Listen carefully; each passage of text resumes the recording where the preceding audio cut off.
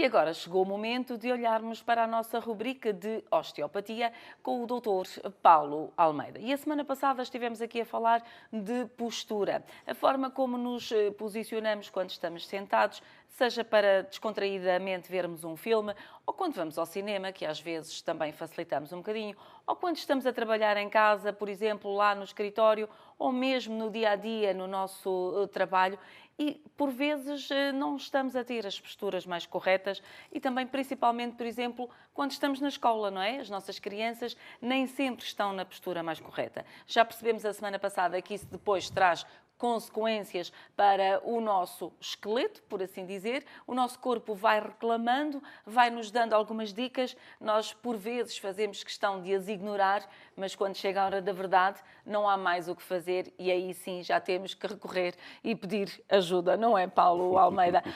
Estamos novamente aqui com a nossa rubrica de osteopatia e este, de facto, foi um assunto que ficou pendurado a semana passada porque tem pano para mangas e, portanto, vamos voltar aqui um bocadinho a esta questão. Uma das referências que fez foi, de facto, as crianças, a postura na escola e depois ali as mochilas.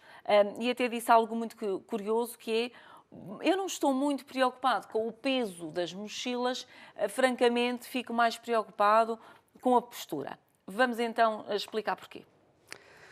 Ora bem, em relação às mochilas, elas são efetivamente pesadas, mas nós temos que nos afastar um pouco, passar para o outro passeio, ou seja, para o outro lado da estrada e observar a escola do lado de fora, não é? As crianças não levam só uma mochila pesada, levam também a lancheira com o lanche da manhã e da tarde, levam o saco da educação física, só falta mesmo levar mais um cabide com uma muda de roupa, porque eles devem transpirar imenso com tanta carga que traz efetivamente no seu dia. Portanto, não é só o peso da mochila. O peso da mochila é algo que nós não vamos conseguir mudar nos próximos anos. Porquê? Porque os professores, efetivamente, precisam dos livros e dos manuais para poderem dar a sua aula. O peso é tão grande que quase que, e vamos rir agora um pouco, quase que mais valia trazer o professor às cavalitas, não é? Porque assim era mais fácil, tinha as aulas em casa e as aulas na escola. Portanto, e o peso deveria ser quase o mesmo. Em alguns casos. Exatamente.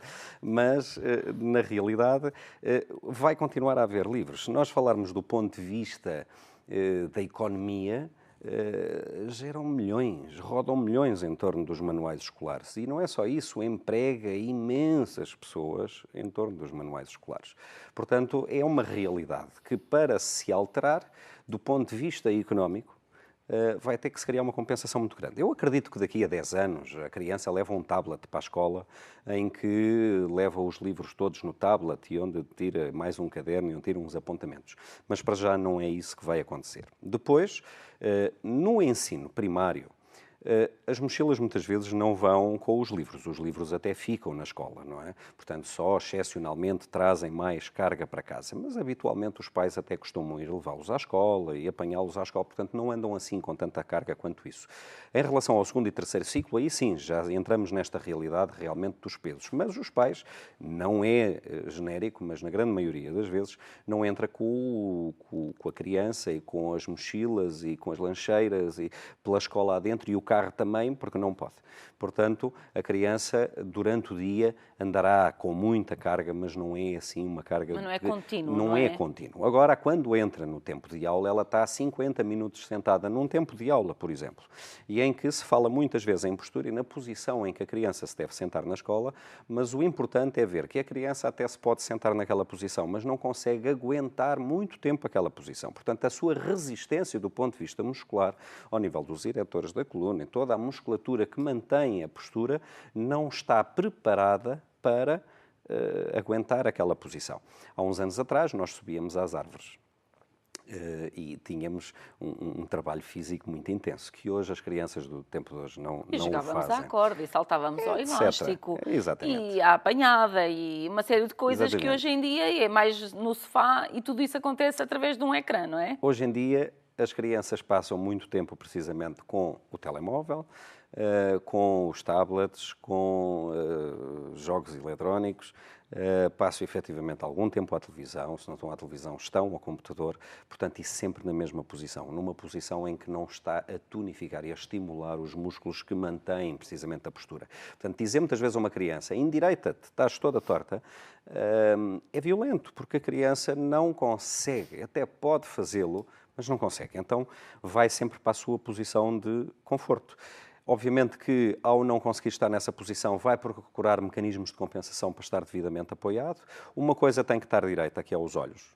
Havemos de ver aqui uma marrequinha muito marrequinha, uma coisa tem direita, que é os olhos, e, portanto, vai ter que criar mecanismos de compensação, principalmente ao nível da cervical, para estar enquadrado com o quadro. Começa a estar desconfortável, começa a entrar em stress e desliga. E então aí até podemos partir em relação à postura para o sucesso e insucesso escolar. Porque realmente a criança, ninguém em sofrimento ou em desconforto consegue estar desperto durante muito tempo. Não é? Exatamente.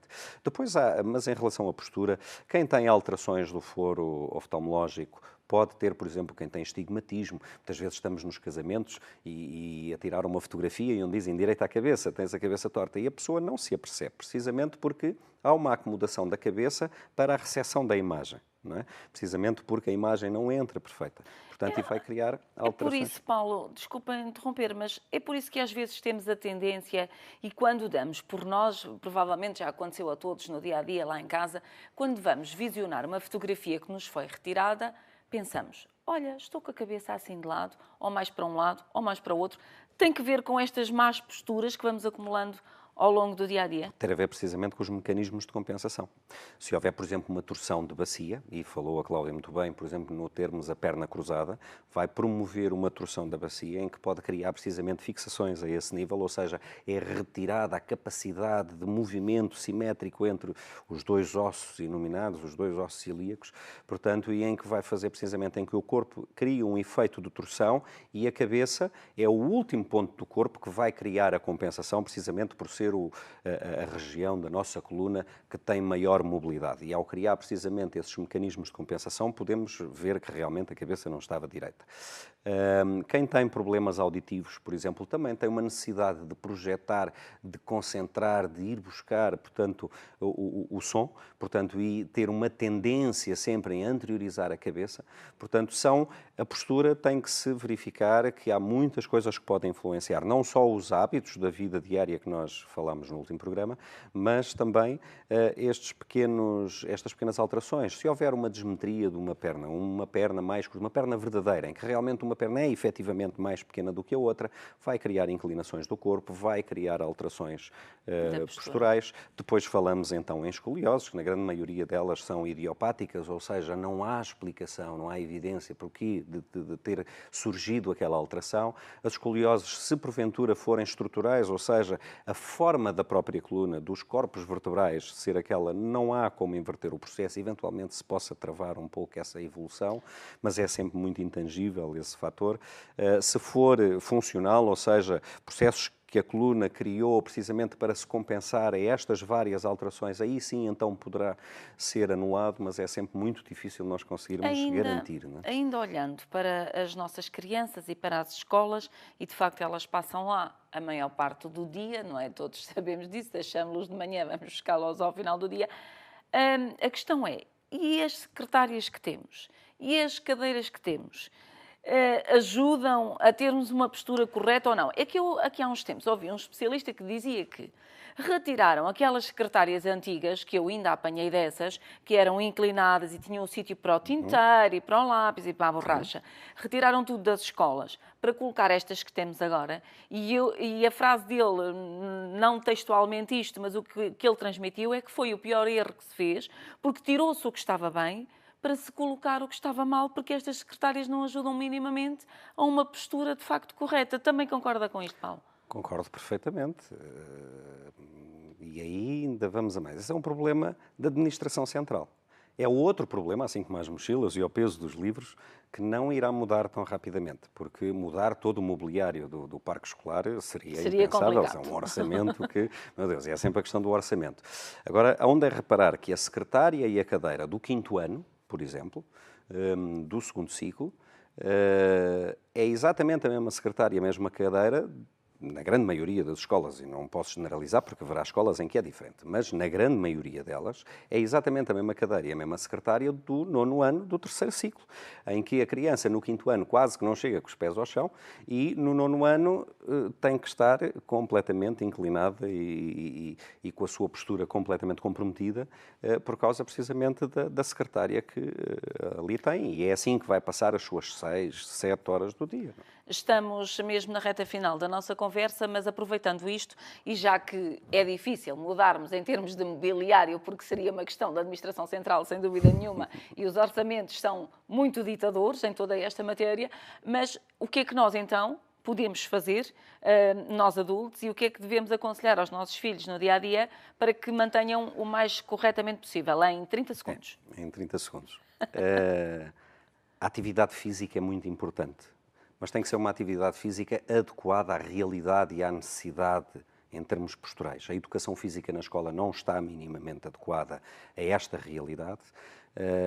A consulta de um especialista, entre os quais o osteopata, no sentido de poder corrigir algumas alterações, algumas fixações do foro musculoesquelético que se possam vir a instalar e receber as reais recomendações das atividades físicas ou os exercícios que podem ser feitos ao longo do dia-a-dia para inverter este processo no sentido de tonificar, de fortalecer as estruturas corporais que mantêm a postura, para que não venham a ter, porque depois a criança está em fase de formação e quando terminar a sua fase de formação do seu corpo, aí já pouco haverá a fazer.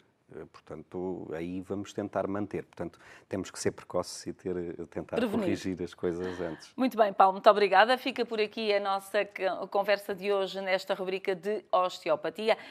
Ainda abordámos a questão da postura, que é muito importante, e nestas questões também mais vale prevenir do que remediar. Já agora, se tiver algumas dúvidas, não hesite, envie-nos um e-mail para cafedas9@angelostv.pt e depois o Dr. Paulo Almeida terá a oportunidade de esclarecer todas as suas dúvidas. Esse é o final para este Café das 9. Tenha a continuação de um excelente sábado e já agora um ótimo fim de semana para si.